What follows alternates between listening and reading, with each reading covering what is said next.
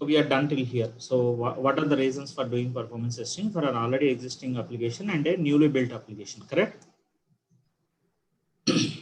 Right. Yeah. And now in this session today, I'm going to cover what are the prerequisites for performance testing and what are KPIs, right? And maybe probably I will start requirement gathering. We'll discuss this benchmark and baseline later on. I'll start types of performance testing. Types of performance testing, or I'll start with requirement gathering. Okay. First, let me explain what are the prerequisites for performance testing. So in the last session, we understood what are the reasons for doing performance testing. Fine, that's fine. So we discussed like different use cases, like different scenarios in which we have to do performance testing. Now, the next concept is like, what are the prerequisites for doing performance testing, right? What do we need? Are there any prerequisites for performance testing, right? Yes, there are few prerequisites, and these are the prerequisites. The first prerequisite is a stable build with no major functional defects, right? So the application should not be having any functional defects, right? And the build should be stable. Build means the code that is deployed in the test environment, right? The code base that we are going to test, right? So generally, build will be denoted like this, right? For example, this is 2021, right? 2021 seventh, seventh month, and seventh month, right? So build will be denoted something like this: 21, 21 R2 or 21 R3 or 2107, like that. So let me write it down. See, this is year 2021, right? And we are in seventh month, right? So build will be denoted something like this: 2107 or something like that. You got it? Year 2021, the first two numbers represent the year, and the next two numbers represent the month, right? So if they are following a monthly build release, right? So it will be denoted like this: 2107, like that. It is read as 2107, right? Not read as 07, but it's pronounced as 07. You got it? Yes. So, see, build is nothing but a code base, a new code that is ready for testing, right? Is it clear? So that build should be and should not be having any major functional defects, and performance testing environment should be identical to production environment. I already explained what is production environment and test environment, right, in the previous sessions. We will not do testing in production environment, right? But we will be doing testing in lower level environments. Yes or no? Remember that? Yes. Yes, Krishna. So we'll be doing testing in lower level environments. Those are called as LLE, lower level environment, right?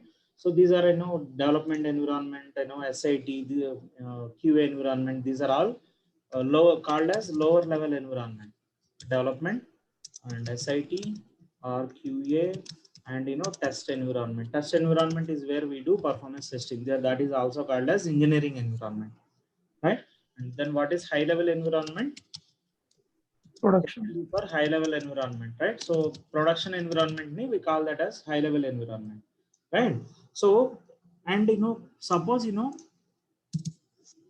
the second prerequisite is performance test environment should be identical to production. What does that mean? Identical to production means, so for any web application, so there will be like 3 layers, right? So minimum there will be 3 layers, right? Or 3 tiers, like web server, which is for presentation tier, and application server, which is for logic tier and database tier, right?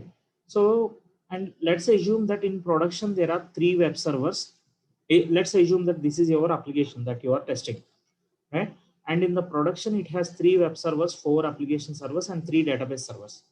Now, your test environment also should be having, identical environment. Means equal same number of servers, as well as same settings, same configuration, hardware and software configurations. Is it clear, guys? Yes. See, for your real-time application, assume that it has these many servers. 3 web servers, 4 application servers, and 3 database servers and load balancer, right? And there are some hardware and software settings, right? So now your test environment also should be having the same number of servers, right? Then only we will get accurate results, right? Yes or no? Yes.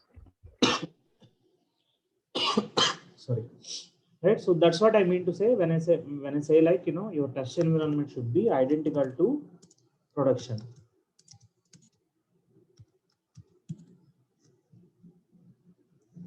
right?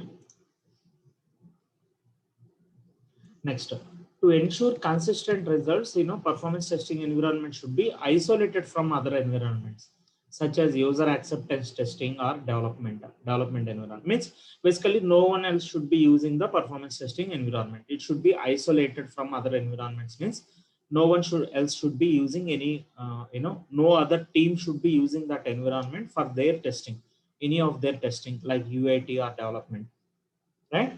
So it should be so that means we should have a dedicated environment for performance testing and no other testing while doing performance test executions. When you are doing performance test executions, no other testing should be running, right? And conduct performance testing before application go live, of course, obviously. So before the application goes live only performance testing should be conducted, right? And we need comprehensive understanding and knowledge of the application.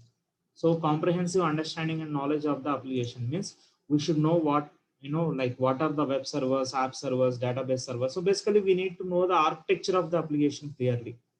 We should be aware of the application architecture, right? So when we are sending a request from the browser, how does the request travel? So first, basically it will first go to the load balancer and then it goes to web server, and then through another load balancer, it will go to application server and database server. So we should know the architecture. What is the web server? What is the underlying web server? What is the application server? What is the database server? Right? And how do we know that? Right? So how do we know that is like we will get all these details from the client in the requirement gathering phase before starting the project, right? So we will collect the requirements. So in that requirement gathering phase, like we should ask the client what is your architecture of the application and so on. So for doing performance testing, like you should be having, like comprehensive understanding or knowledge of the application, right? So these are the prerequisites for doing performance testing. Is it clear, guys? Any queries before we move to the next slide? No. Clear.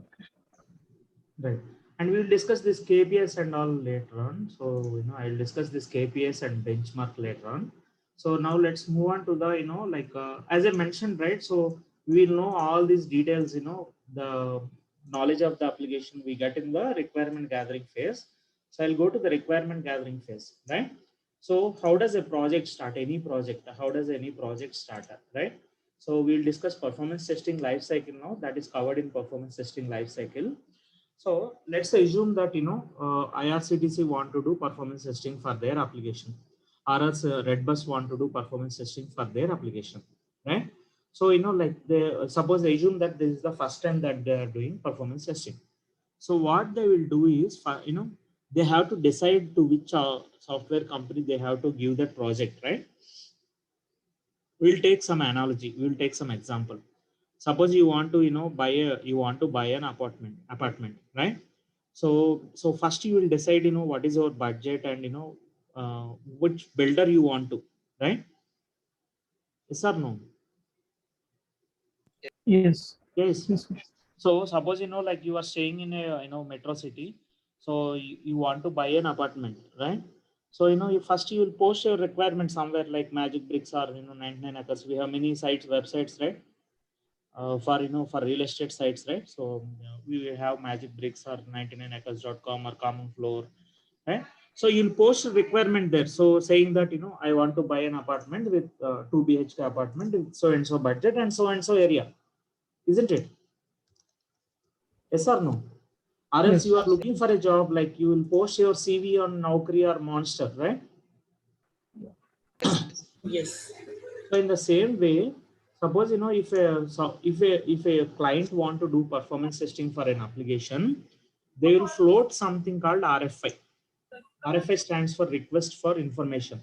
Those who are taking running notes, you can note it down. RFI stands for request for information, right? Just like, how we post like, if you want to buy an apartment, as I said, right? So we post somewhere like magicbricks.com. So let me quickly show that. So you post your requirement somewhere. I want to buy, or I want to rent an apartment at least, right? I want to rent an apartment, and you will add the area, right? Say for example, you add your area wherever you want to buy, and the property type, it can be a flat or anything. And again, in flat you have 1 BHK, 2 BHK, 3 BHK, right? So you will select some, whatever choice it is, you will select that, and you will give your budget, right? Isn't it? Guys, Yes. Yes. Yes. Yes. right? Say for example, I want to, my max budget is 10, my budget is 10 to 15,000, right? So you search, or you can post a free ad also here. You can post some free ad also here. So whoever has some, whoever has some flat for, who are looking for tenants, like they will respond to you, right? So in the same way, so if a software, if some client want to do performance testing for their application, right? So they will, they will float something called RFI. RFI stands for request for information.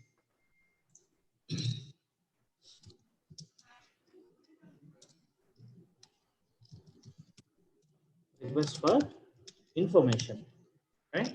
So another analogy that we can take is, suppose you want to, you want to, like, you are looking for a job, right?